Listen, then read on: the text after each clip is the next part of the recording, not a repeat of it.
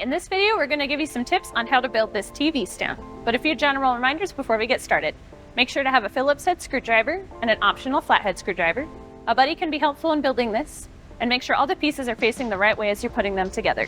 So with that in mind, let's get started.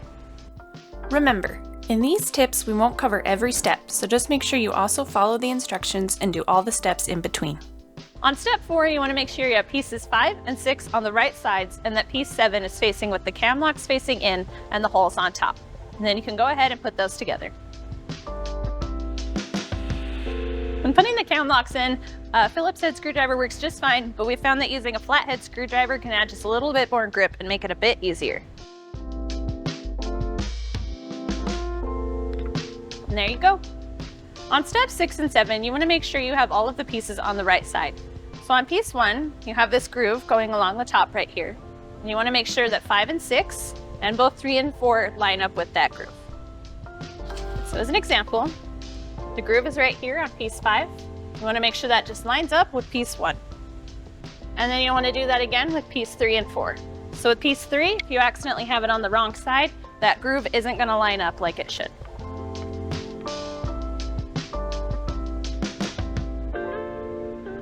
Once you have all of those pieces on and you've confirmed that the groove lines up along the whole way, you're good to put the screws and the cam locks in. On step 11, make sure you have all the pieces facing the right way. So when you put piece 11 into piece 12, you want to make sure that these cam bolts are facing the same way as the cam lock holes. And also when you have piece 12, you want to make sure that the 2 holes are facing up and not the 3 hole side. Once you have those put together, you're good to put the cam locks in.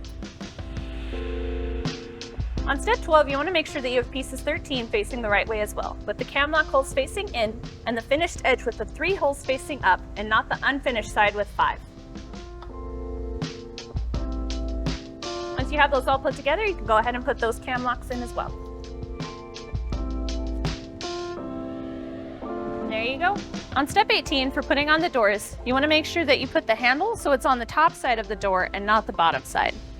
And for putting on the hinges, a trick that we find that's super helpful is to go in an X pattern as you're putting them on.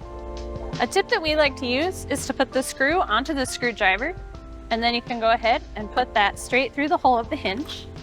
And then you're good to line that up with the hole on the piece. And a good reminder is to make sure not to tighten the screws all the way, that way you can still move it around and line up any holes that might not be lined up already. Once you have all the screws in part way, you can go ahead and tighten them all completely. We hope these tips were helpful for you in building your new TV stand. For more guides, tips, and tricks, go to walkeredison.com.